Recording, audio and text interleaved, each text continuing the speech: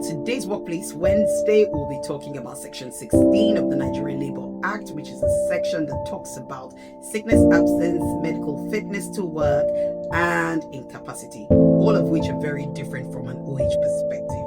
It's a section where most organizations reference casually but rarely operationalize properly. The law is very clear in this section. It states that a worker is entitled to 12 days of annual sick leave in one calendar year where the absence is caused by a temporary illness. However, this entitlement is not automatic. The illness must be certified by a registered medical practitioner for payment to be made. But the payment covers only basic wages. It doesn't cover overtime, nor does it cover allowances. So during this period of sickness, the law also states that the contract of employment remains valid, which means that sick leave is not grounds for termination by default. The law assumes protection of employment while the worker is temporarily unwell. So while the law tells us what must be paid and for how long, it doesn't explain how organizations should manage repeated sickness, prolonged absence, or reduced capacity to work. This is a gap that HR and OH policies must step in.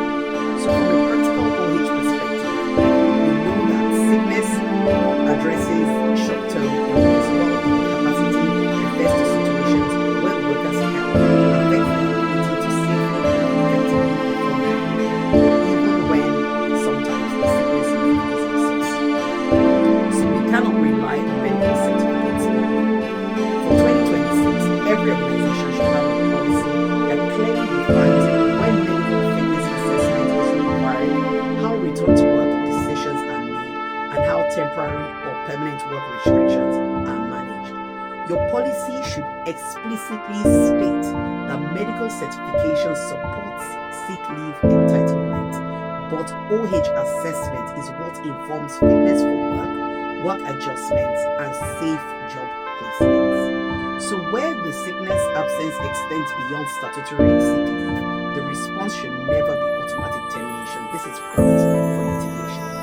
Instead, there should be structured review process involving both the HR and OH teams, where they will assess functional capacity, potential adjustments, and return to work options.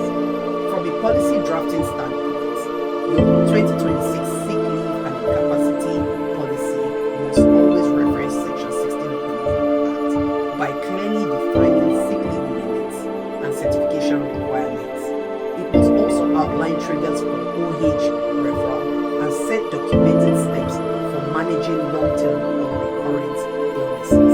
This approach will protect the organization legally, it will support fair treatment of employees, and ensure that medical decisions are evidence-based rather than just pulled from the cloud. So if your current policy states that 12 days sick leave